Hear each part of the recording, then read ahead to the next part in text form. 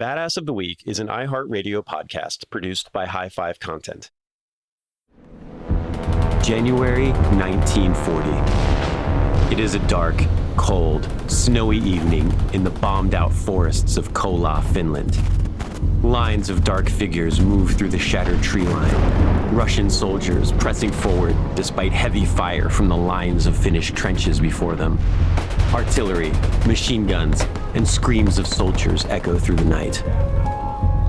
On a snowy embankment high above the battlefield, a lone sniper lays a heavily worn bolt-action rifle into a narrow notch on the snowbank. He carved the position days ago. He is dressed in white from head to toe, including a white hood and a thick white wool ski mask that covers his face. You cannot see his breath, even though temperatures in this icy war zone are well below freezing. He lies almost completely motionless, invisible amid the snow that covers everything around him. He aims down the iron sights of his weapon towards a small squad of Russian troops maneuvering around the flank of the defenders below. He takes a deep breath, chambers around, and squeezes the trigger, unleashing a deadly shot. And then another, and another, and another. His name is Simo Hayha, the White Death.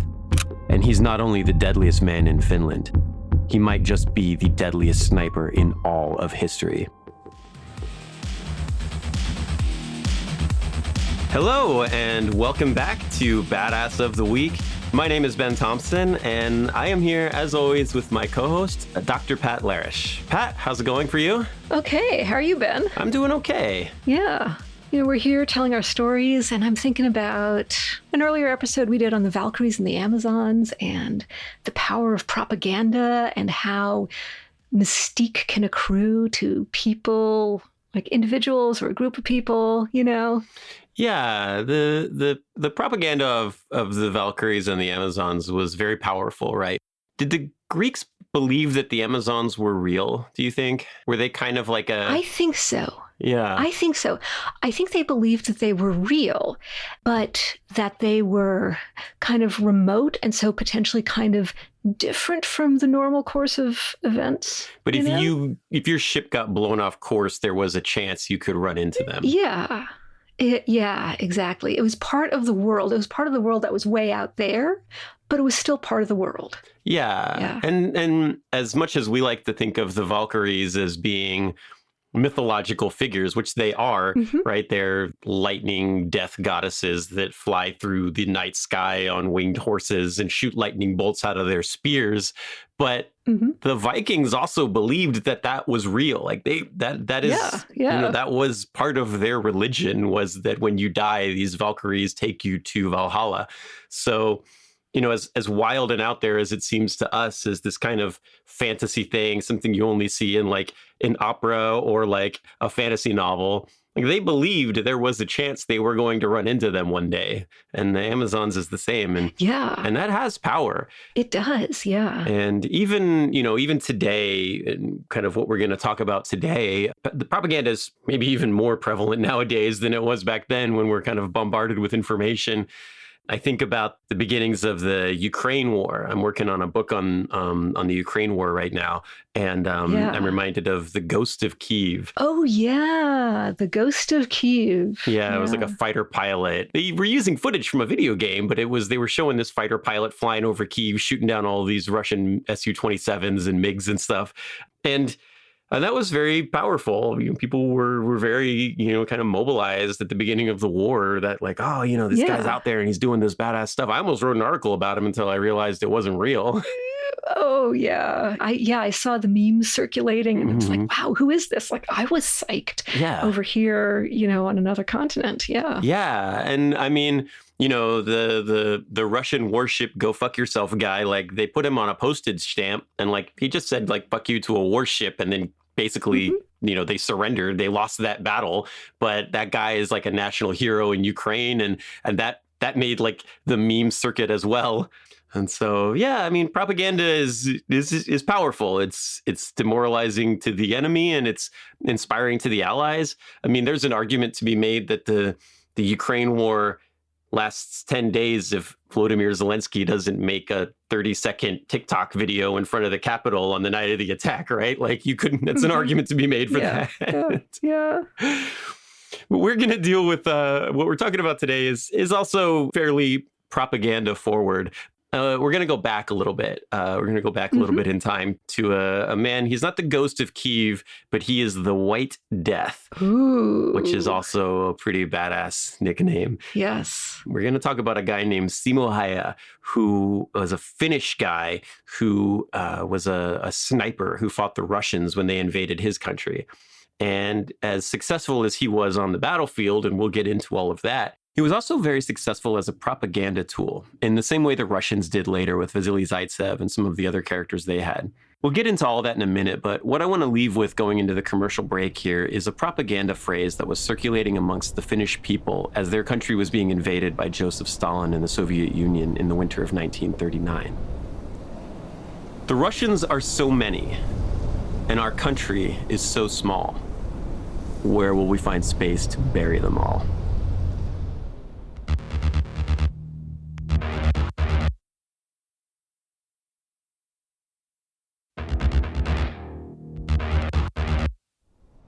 In the winter of 1939, Joseph Stalin and the full might of the Soviet Union invade the small Scandinavian country of Finland in what is known, Pat, as the Winter War.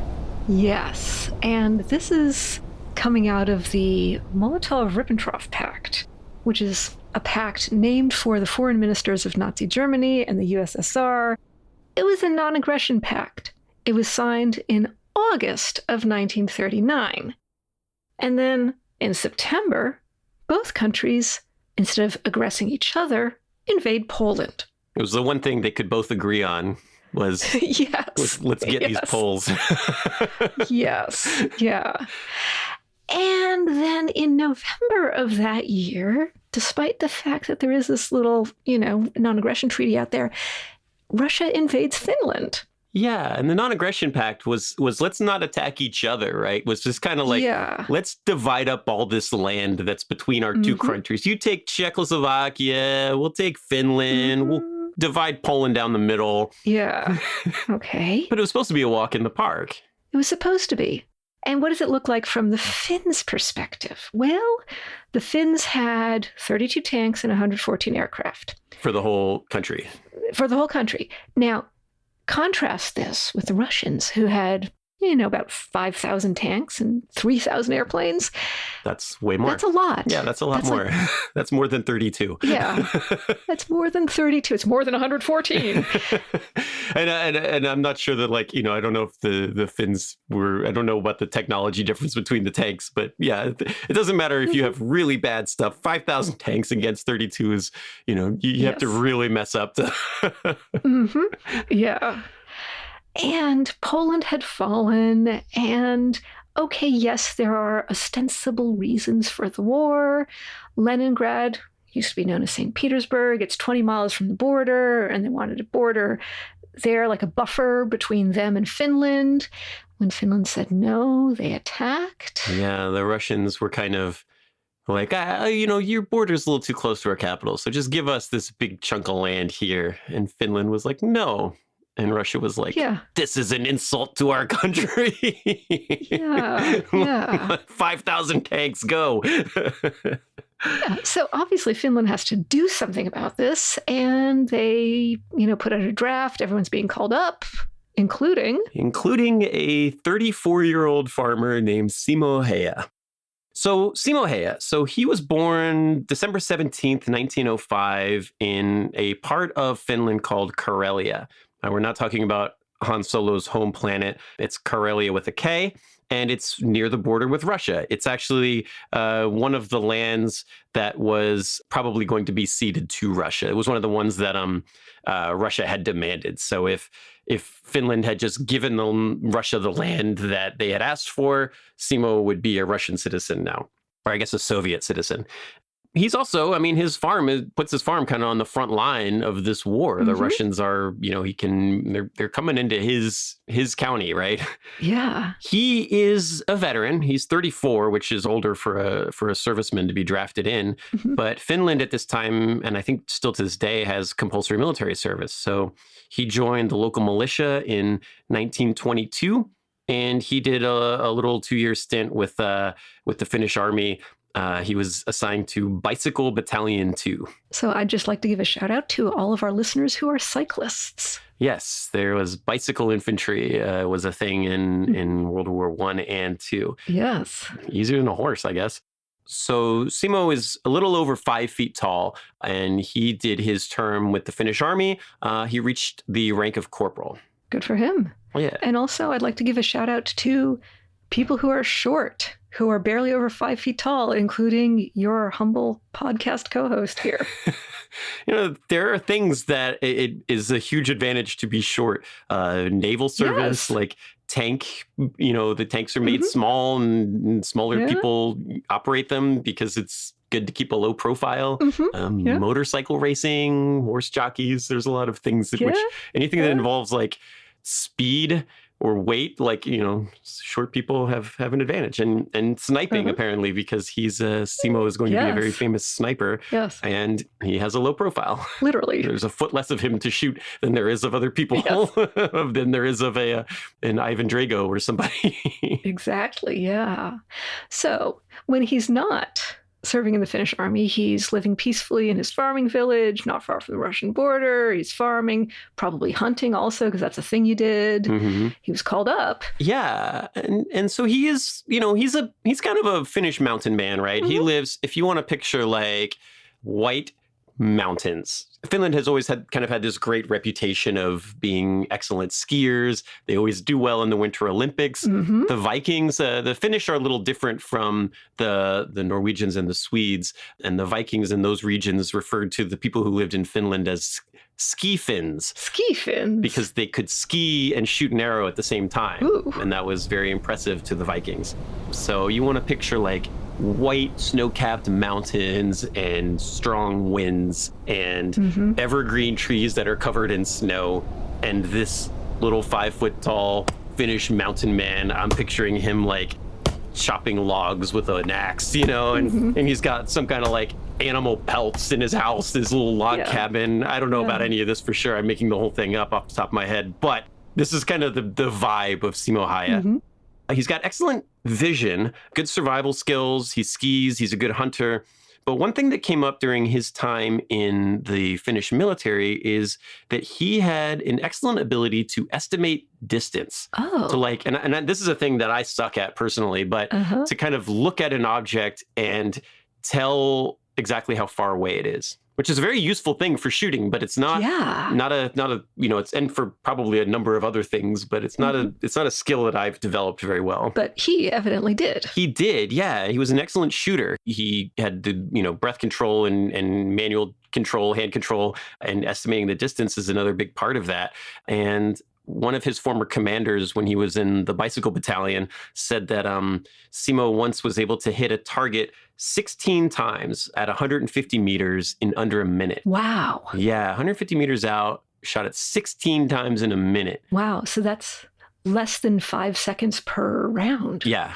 And that's per shot. Yeah. Ridiculous. That's very difficult. Yeah. Bam, bam, bam, bam, bam. Yeah. And what does 150 meters look like? That's like roughly 500 feet. It's further than you'd think. Yeah. Yeah.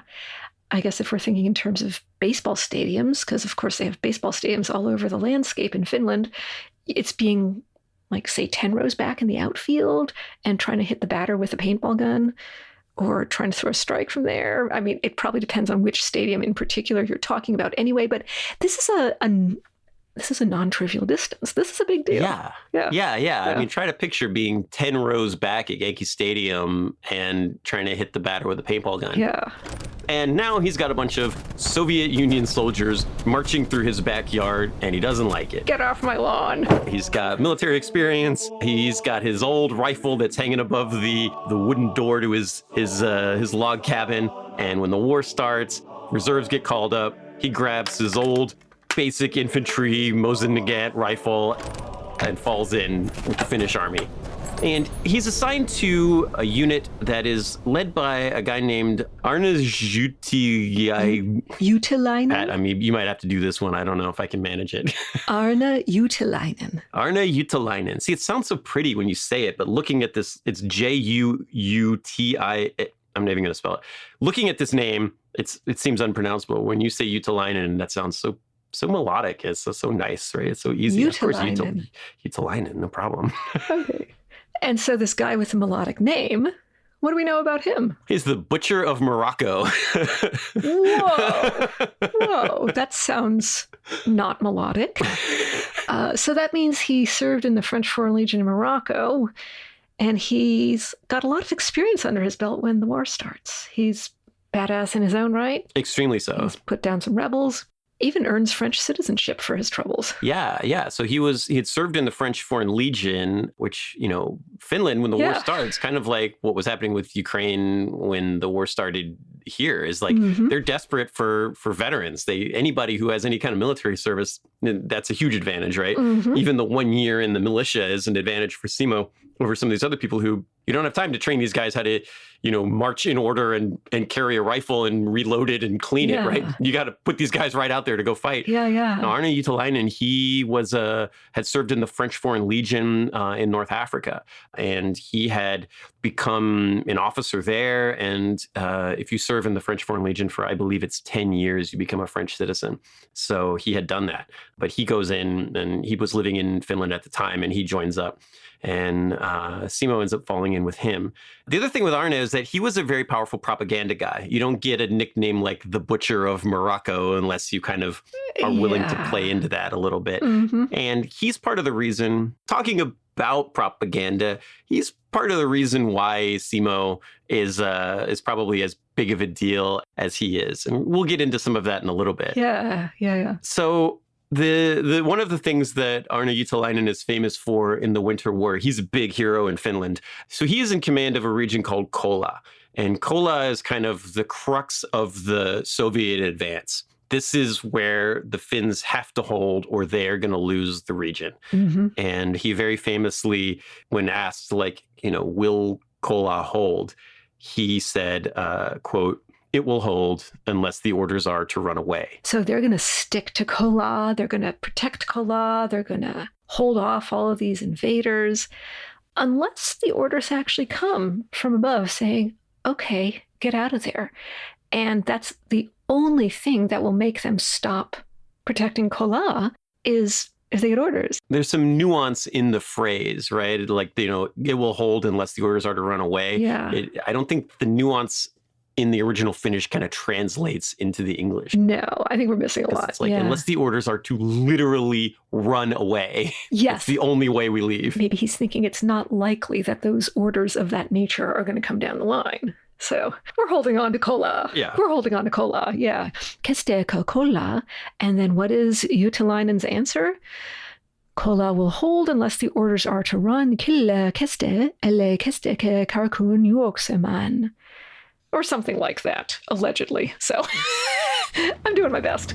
So Arne Utilainen is at Kola, and he is there facing 5,000 Soviet tanks with his 35 tanks.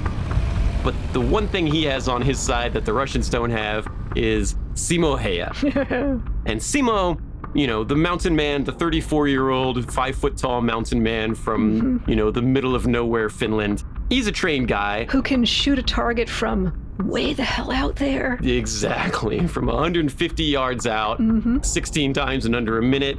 He is really good at fighting, it turns out. He was really good at hunting animals on his farm for sustenance, but he's also really good at shooting Russians attacking his hometown.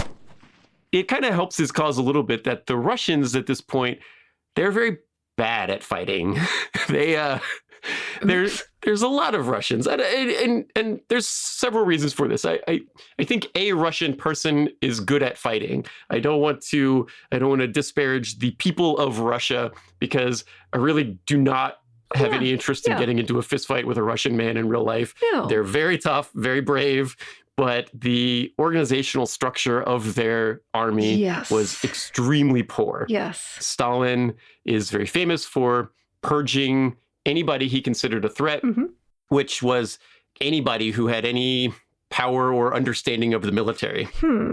He had spent several years before this just executing any military officer who not only was he thought was like disloyal, but just was even remotely competent. So the entire army is replaced by yes men who are just totally afraid of him. Yes men who are inexperienced. Inexperienced, yes. Yeah. Here's a great example of how unprepared the Russians were. Like when that non-aggression pact was signed, the Russians and the Germans were just kind of like, we'll just divide all of this Eastern Europe land up between us and make our own little empires and just promise not to backstab each other in the process.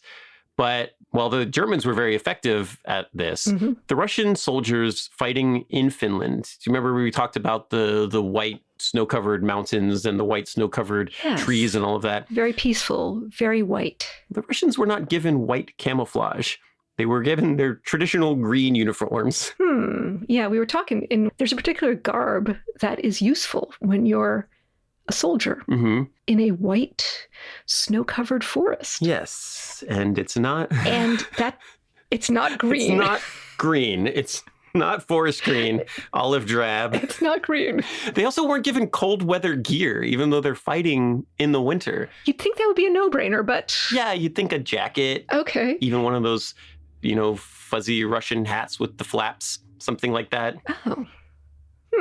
So it's just kind of hitting me like, what were they thinking? What were they doing? They're Russians. It's cold in Russia. They know how to do cold. Most of these troops were conscripts who were brought in from Siberia who should be used to Okay, so on the one side, we've got some guys who are a little bit inexperienced, relatively speaking, wearing green and maybe not completely layered up against the cold. And then on the other side, which is the Finnish side, we've got guys in white camouflage. I mean, they're also inexperienced. The difference here is the Russians are largely conscripts, which means they were forced into service here. And now they're attacking Finland, which they don't really want to do. They just want to get home to their families. They're not well trained. They're not well equipped. Yeah. They don't have good weapons. They don't have enough ammo. They don't have cold weather gear. They don't have white uniforms. Yeah. The Finns also, for the most part, are also inexperienced, but they are fighting at home and they're on their home turf. Yes. And they're highly motivated. Yes. And they have cold weather gear and they have skis. We talked about the ski Finns before. They are very good skiers. Yep. And the Russians are stuck. They have those 5,000 tanks and those 3,000 aircraft, or however many we were talking about. And how do these tanks move through a wintry forest? On the roads. So they have to use the roads, which kind of lets you know where they're coming from. Yes. They don't move through the big high snowbanks. The airplanes aren't super effective because there's a lot of cloud cover because it's snowy and gray. And when they look down from above, trying to drop bombs on people, they see white. And they see trees and they see clouds and they see white uniforms on white snow, and they are not super effective. Yeah. Temperatures here kind of like, it's the winter war. Russia chose to attack in the winter. The non-aggression pact is signed in August and they attack in the winter. And temperatures get down to -40. -40 Celsius or Fahrenheit? Celsius and Fahrenheit. This is a weird spot where it's the same. -40 is the same for both Celsius and Fahrenheit. Super cold. It's super cold in both, super cold, both yes. metrics. Yeah, that's the takeaway, yes. Yeah. And what's Simo up to?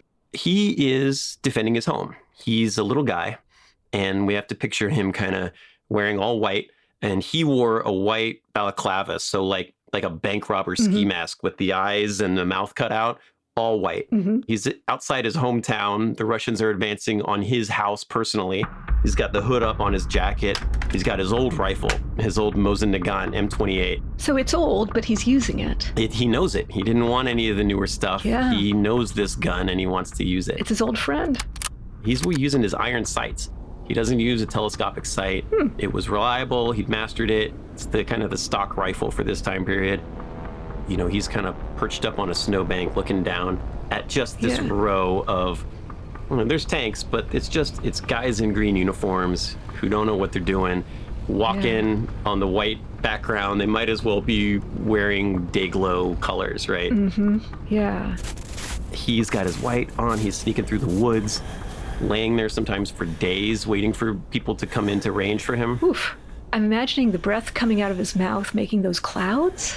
No, because he put snow in his mouth. He would eat snow. Oh, clever. Lower the body temperature in his mouth so he wouldn't exhale smoke. Because that was how he would catch other people. He would catch enemy snipers because he could see their breath. Clever. Same thing with the telescopic sights. Yeah. Nowadays, telescopic sights have technology on them that they don't reflect. But in 1939, telescopic sight allows you to magnify 5x, 10x, 20x. But if the light hits it wrong, it's going to reflect the light back, right? It's a piece of glass. Yeah. So he was able to catch guys that way too. And he learned what not to do, and then he didn't do it. He's on this berm. He's watching these guys come along. He's watching the tanks roll and these guys move on foot in front of him. A lot of guys, right? And he's here at Kola. He's at the center of all of this. He's got a water bottle that he keeps a canteen on him, a metal water bottle. And he unscrews it and he pours the water onto the snow in front of where he's going to put his rifle. Why? Is that a good luck offering or something? No, it makes the snow in front of him wet so that when he fires the rifle, it doesn't kick up a bunch of snow. So the recoil of the rifle, he's using smokeless powder, but the rifle will kick out a puff of snow, so that will give him away. Yeah. And he's trying not to do that. Clever. Enemies are moving, the tanks are moving, and there's Russian artillery. There's artillery from both sides firing over, mostly Russian. But he waits for the sounds of the artillery. He's sitting here, he's lining up these guys. He's got them in his sights. And he waits for the whistle of the artillery shell of an incoming round. And he tries to fire when the artillery shell goes off, so that his gunshot is masked by the explosion of the artillery. He's put some thought into this. Yes. Yeah, he's good at this, right? And a lot of what he does ends up being the things that are taught to people who want to go into sniper programs in the future. So he hears the artillery, he fires. And this guy can shoot 16 times in a minute and hit targets from 150 meters out. And he can get one or two shots off with an artillery round. Yeah. Around this time, the Russians are shooting. And there was at one point during the war, especially in the Kola region, they were saying the Russians were firing 40,000 rounds of artillery a day. The Finns could manage 1,000 back in return, but that's a lot of opportunities to fire. And so he sits there and he fires 7 or 8 rounds, and then he moves to a different position. And he has prepared all of these positions the night before. So he knows where he's going. He knows where he's going to fire, where he's going to fall back to if they spot him, and where he's going to move to if they don't spot him. And he's just kind of taking these guys out as there's no other way around it. He's extremely effective at taking out large numbers of enemy infantry. And there's a number of advantages to this, not just kind of, eliminating enemy infantry is its own advantage in military maneuvering, but taking out enemy infantry is its own advantage on a battlefield. But the other thing is the Russians, they don't know how many guys are out there. They don't hear the gunfire. They don't see the shooter. Yeah. Several guys are going down, killed or wounded or injured, and they don't know what they're up against. They might think they're up against 100 guys instead of just one. Yeah. So he, by himself, can turn back advances by the enemy or flanking maneuvers or things like that, because he gets out there and he starts shooting these guys or shooting at these guys. Even if he misses, it's still a data point that a bullet hit the ground over here. Yeah. They think they're under fire by a larger group of guys, and they fall back. These guys are conscripts and they want to go home. Yeah, they psych themselves out. So he becomes a hero to his people and a ghost to his enemies. And they call him Deadliest, the White Death. He will become the most famous Finnish soldier of this war. And to the Russians, he's a boogeyman. And we're going to talk a little bit more about the effects of that after this break.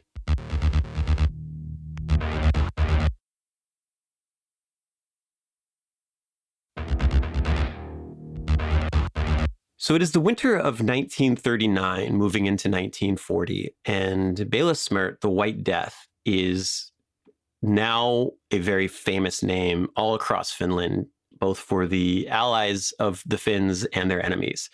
Arne Juutalainen is really hammering this home on the propaganda front. And there are stories of Simo Hayha, the White Death. He's got grenades and a rifle. Sometimes he's got a submachine gun. Sometimes he's fighting on the line. Sometimes he's a loner. And there's stories coming out. She shot 25 people in a day. Oy. You know, keeping the baseball analogy going, that's an entire baseball team, including the bullpen and the bench. Yeah.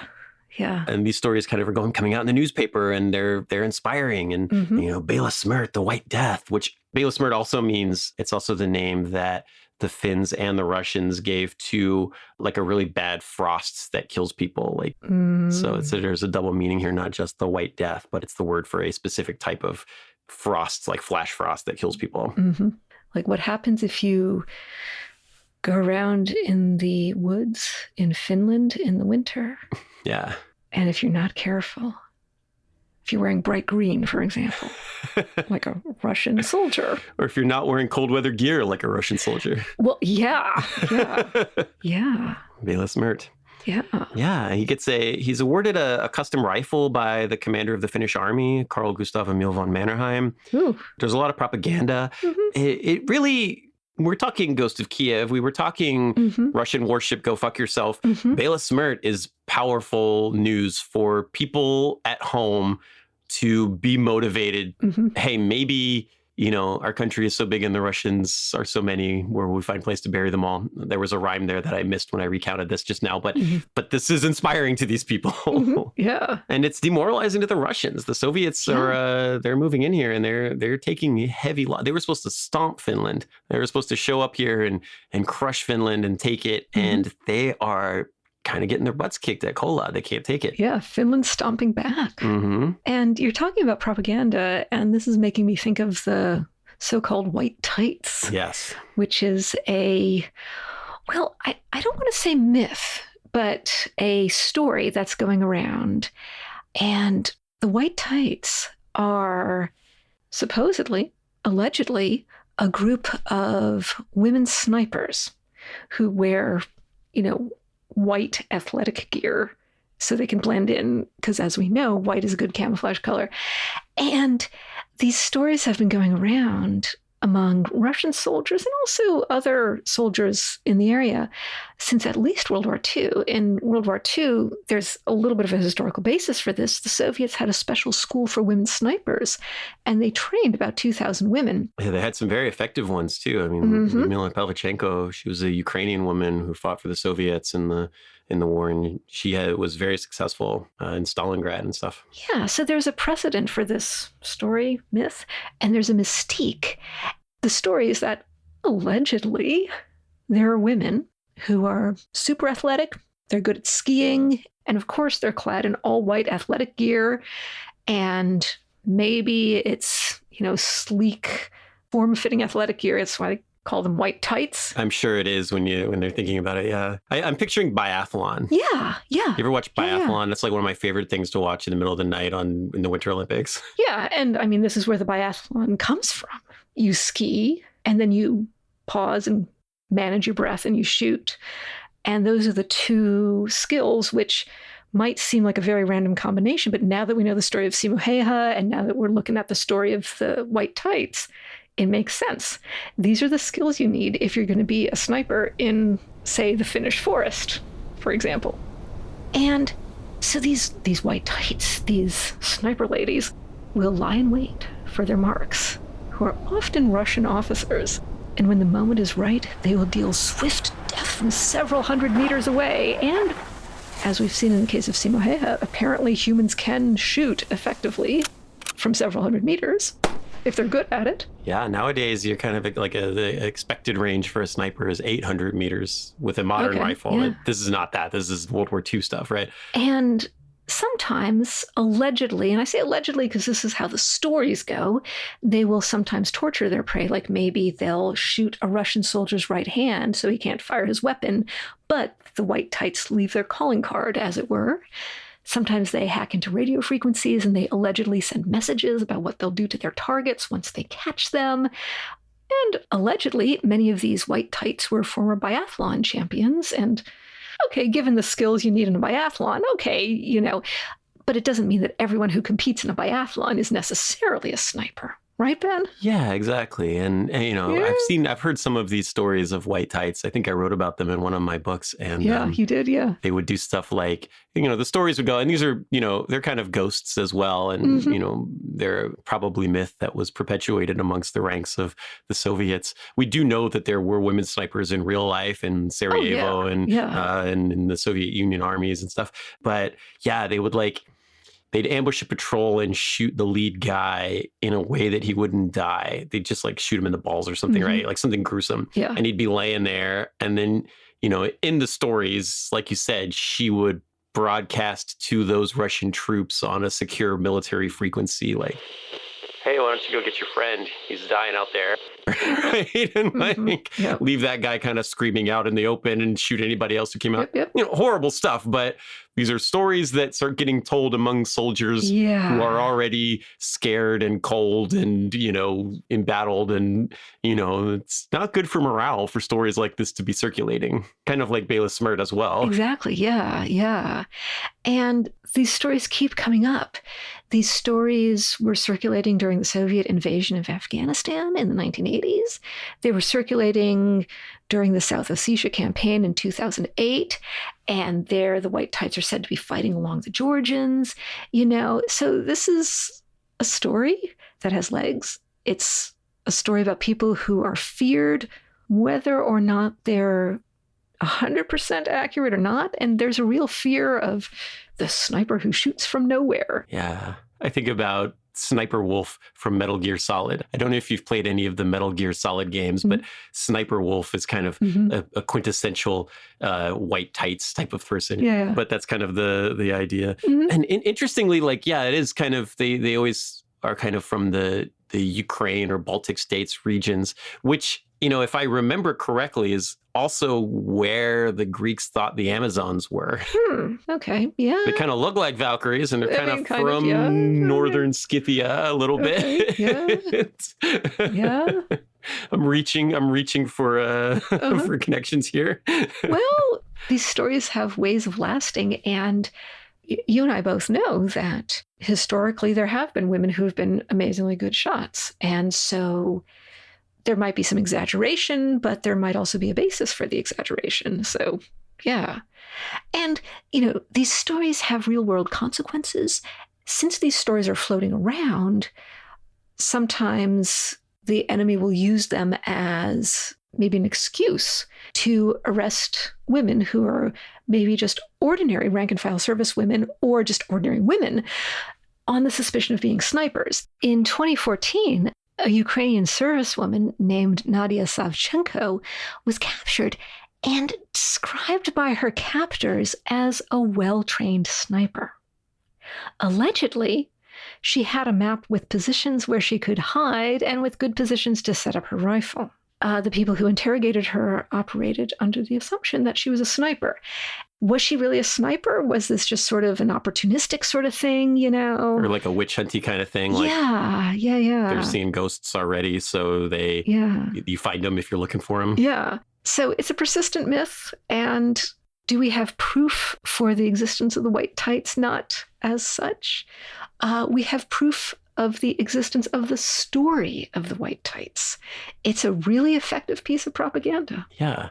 And, you know, and it's interesting. And there are, like, you know, like you said, I read some story about some woman being drawn and quartered because they thought she was a sniper. Like, horrible things, right? And, you know, when these people are accused of doing these horrible things and then they get treated horribly, and I don't know, war is just an awful, brutal thing that you never would want to experience in your life. But that is kind of where we're at with Bela Smrt as well in 1940.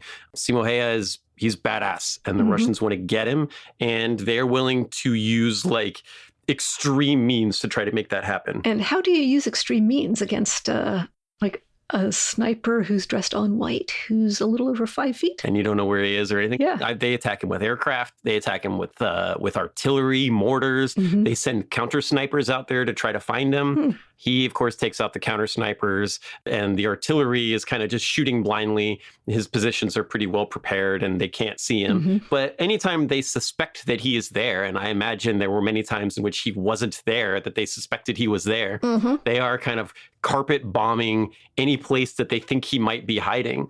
They're willing to commit large amounts of resources to get this one 5'1" guy with a wooden rifle, and iron sights. And they are doing all kinds of things to try to take this guy out. But he's doing his thing. He's skiing and he's shooting, which is what you said the white tights do. Yeah. It's what the ski Finns did. It's a practice that dates back to the Norse god Ullr, who was the god of skiing and hunting. Hey. Which is pretty cool. Yeah, biathlon god. Could ski and shoot at the same time. Yeah, biathlon god. Yeah, and actually, you describe people shooting a bow and arrow while they're skiing, and I'm imagining that scene in one of the Lord of the Rings movies where it's the Battle of Helm's Deep, and Legolas the elf he's standing on someone's shield, and he's like, skiing down a flight of stairs.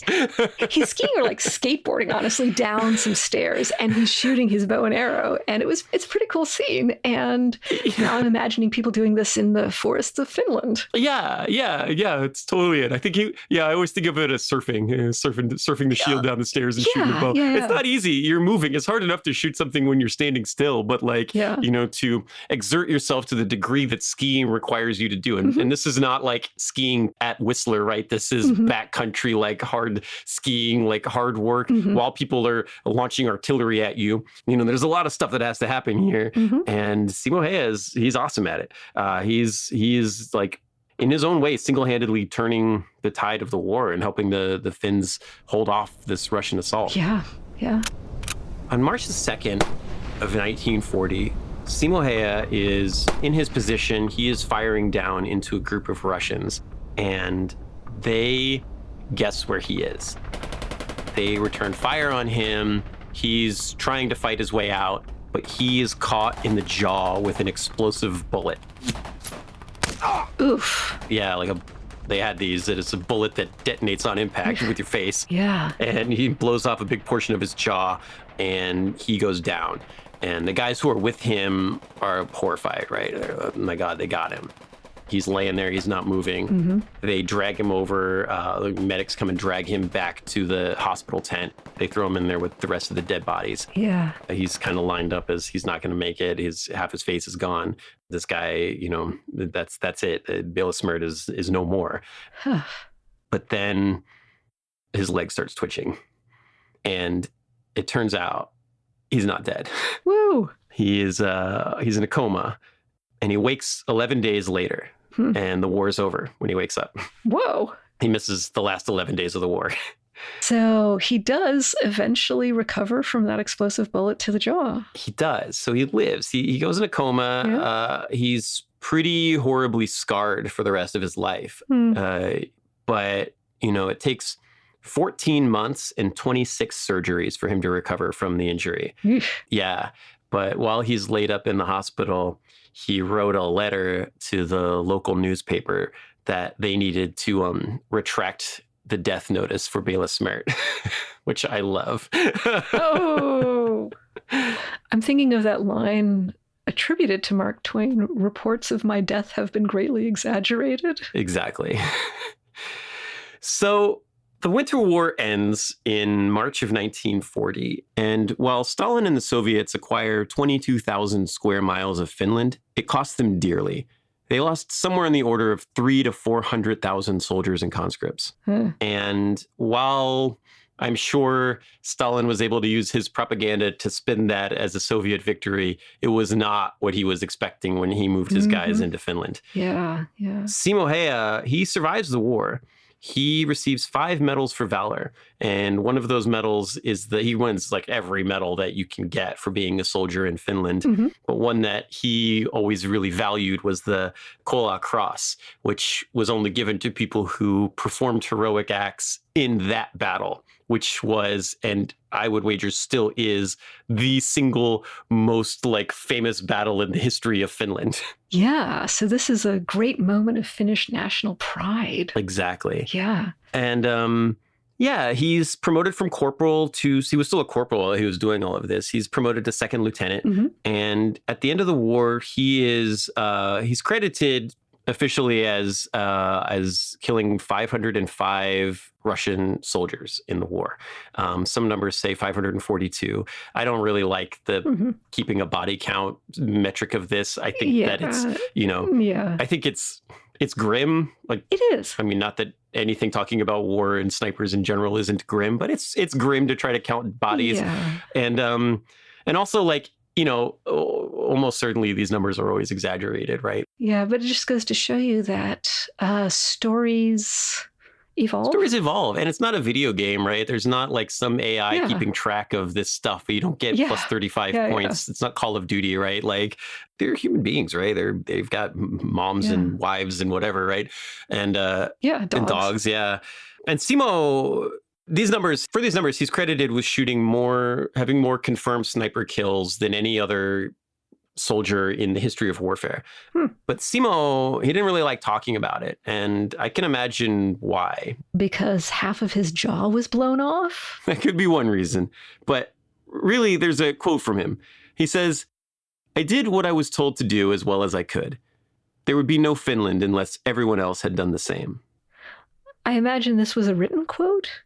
But no, that is an incredibly badass thing to say, and very true to, unfortunately, all of war.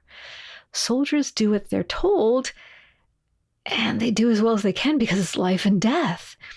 There's no time in war for any less than your best. Yeah, and that's kind of how he viewed his life. What he did wasn't for glory or fame. It was just to do as well as he could and to protect his home and the others around him. He was a very powerful piece of propaganda, and he was instrumental in helping Finland survive as a country. And it's part of how they made their way through the Winter War. Yeah. And I think that's more valuable a contribution than, carving tally marks on the butt of your rifle, Yes. Yeah. He went home and he ended up missing the continuation war. So when, we had that non-aggression pact we talked about before, once...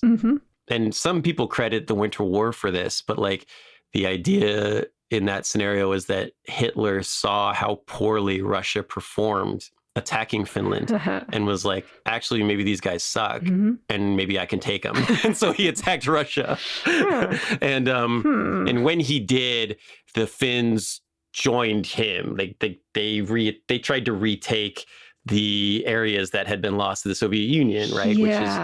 Which it's understandable. They had lost 22,000 square miles to the Russians. They didn't have any love for the Russians. Germany was attacking them. Germany was like, hey, do you want some guns and money to help you retake your land? And they said yes. And they joined the Germans in the war. Yeah. When you put it that way, yeah. Simo didn't participate in that phase of the war. It didn't work out well for Finland, as with Germany. It ended up very badly for them. But Simo didn't take part in the continuation war. He went home and he lived alone for the rest of his life. He was a moose hunter and a dog breeder. He had his dogs that he loved. Yeah. He was a great hero to his people, and he just he did the Cincinnatus thing and just went home to his farm and retired. And he lived to be 97 years old. Yeah. He died like in the last decade, I believe. Hey, good for him. And so that's the story of Simo Hayha, the White Death, and his exploits fighting the Soviet Union in the Winter War. Yeah. And what are the takeaways? 1, propaganda is a real thing. And 2, there are circumstances in which it's okay to wear white after Labor Day. Oh, yeah. That's a good point. He did do that. I think we can leave it there. Okay. All right. Thank you guys so much, as always, for listening to us. And we really hope you enjoyed this. And we look forward to seeing you on the next one. Stay badass.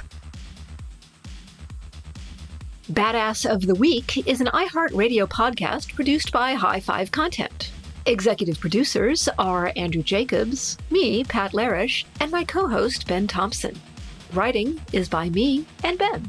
Story editing is by Ian Jacobs, Brandon Phibbs. Mixing and music and sound design is by Jude Brewer. Special thanks to Noel Brown at iHeart. Badass of the Week is based on the website badassoftheweek.com, where you can read all sorts of stories about other badasses. If you want to reach out with questions, ideas, you can email us at badasspodcast@badassoftheweek.com. If you like the podcast, subscribe, follow, listen, and tell your friends and your enemies if you want, as we'll be back next week with another one. For more podcasts from iHeartRadio, visit the iHeartRadio app, Apple Podcasts, or wherever you get your podcasts.